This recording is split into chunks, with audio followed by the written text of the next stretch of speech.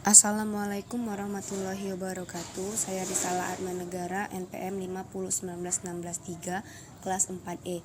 Di sini saya akan menjelaskan tentang kegiatan pengembangan diri, ekstrakurikuler, dan pendidikan karakter untuk memenuhi tugas mata kuliah telaah kurikulum. Kegiatan pengembangan diri. Pengembangan diri adalah kegiatan konseling dan ekstrakurikuler yang bertujuan untuk memberikan kesempatan peserta didik untuk mengembangkan dan mengekspresikan diri sesuai dengan potensi, kebutuhan, bakat, dan minat, serta karakteristik peserta didik.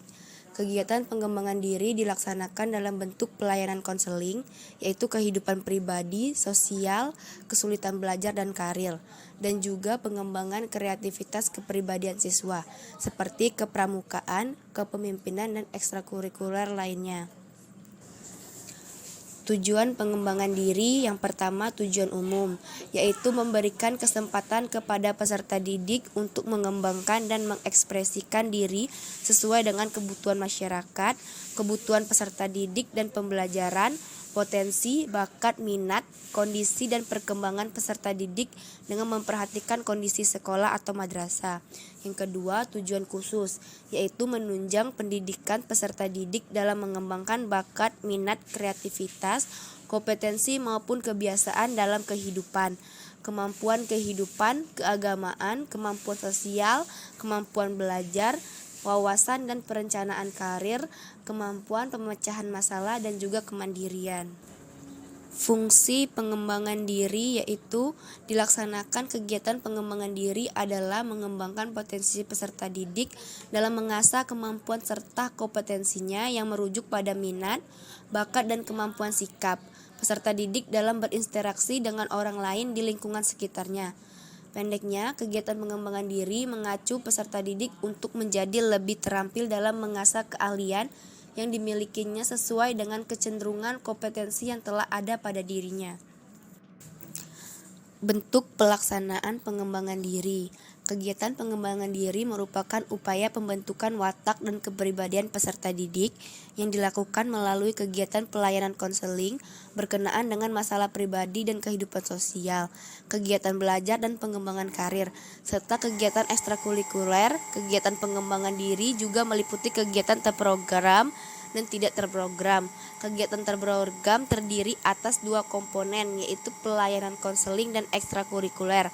Sedangkan dalam kegiatan tidak terprogram dilaksanakan secara langsung oleh peserta didik dan tenaga kependidikan di sekolah atau madrasah yang diikuti oleh semua peserta didik yang meliputi kegiatan rutin, kegiatan spontan, dan kegiatan keteladanan. Adapun upaya pelaksanaan pengembangan diri pada peserta didik dapat dilakukan melalui beberapa kegiatan, yaitu yang pertama pelayanan konseling, yang kedua kegiatan belajar, yang ketiga pengembangan karir, dan yang terakhir kegiatan ekstrakurikuler.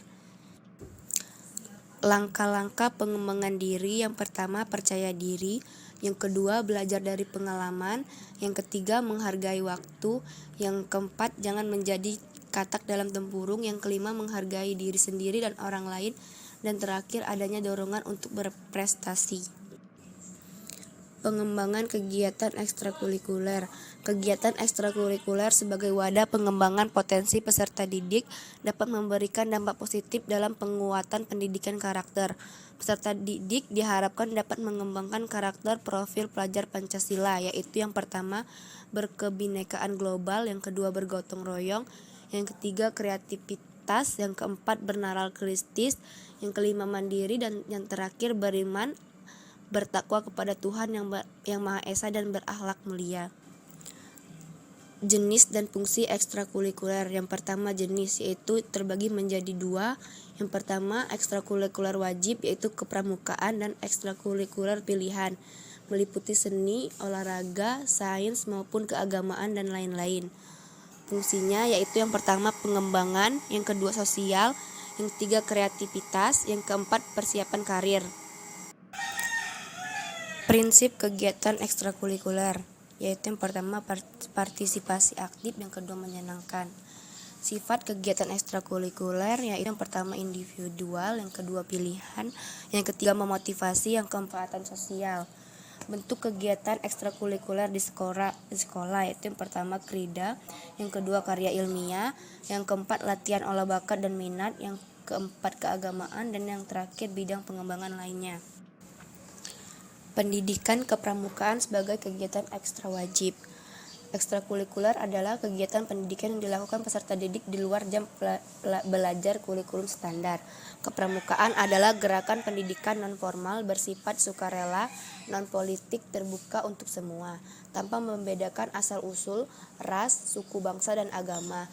Pramuka adalah warga Indonesia yang aktif dalam pendidikan kepramukaan serta mengamalkan satya dan dharma pramuka. Pramuka menjadi ekstrakurikuler wajib di sekolah untuk menjadikan pemuda yang suka berkarya. Ekstrakurikuler pramuka di sekolah ada 3 model, yaitu model blok, model aktualisasi, dan model reguler. Pendidikan karakter kebangsaan. Pendidikan karakter adalah usaha sadar yang terencana untuk mewujudkan suasana serta proses pemberdayaan potensi dan pembudayaan peserta didik guna membangun karakter pribadi dan kelompok yang unik baik sebagai warga negara.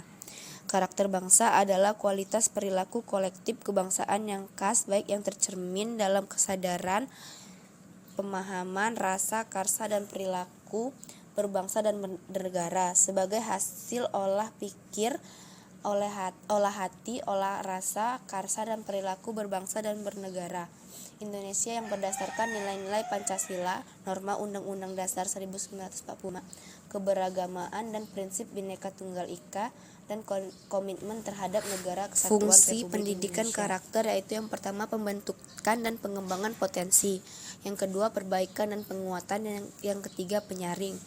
Tujuan pendidikan karakter yaitu yang pertama mengembangkan hati nurani peserta didik, yang kedua mengembangkan kebiasaan dan perilaku peserta didik, yang ketiga mengembangkan kemampuan peserta didik, yang keempat menanamkan jiwa keteladanan, disiplin, dan bertanggung jawab, dan yang terakhir mengembangkan lingkungan sekolah sebagai lingkungan belajar yang aman, jujur, dan penuh kreativitas. Nilai-nilai dalam pendidikan karakter. Yang pertama, agama. Artinya masyarakat Indonesia adalah masyarakat beragama sehingga nilai-nilai karakter bangsa harus didasarkan pada nilai-nilai dan kaidah yang berasal dari agama. Yang kedua, Pancasila, yaitu artinya nilai-nilai yang terkandung dalam Pancasila menjadi nilai-nilai yang mengatur kehidupan politik, hukum, ekonomi, kemasyarakatan, budaya, dan seni. Yang ketiga, budaya. Artinya nilai-nilai komunikasi antara masyarakat mengharuskan budaya menjadi sumber nilai dalam pendidikan karakter bangsa. Dan yang terakhir, tujuan pendidikan nasional adalah sumber paling operasional dalam pengembangan pendidikan budaya dan karakter bangsa. Adapun keterkaitan nilai karakter yaitu meliputi religius, jujur, toleransi, disiplin, kerja keras, kreatif, mandiri, demokratis, rasa ingin tahu, semangat kebangsaan, cinta tanah air, menghargai prestasi, dan lain-lain. Itulah yang dapat saya sampaikan tentang materi hari ini. Semoga bermanfaat untuk kita semua. Saya akhiri. Wassalamualaikum warahmatullahi wabarakatuh.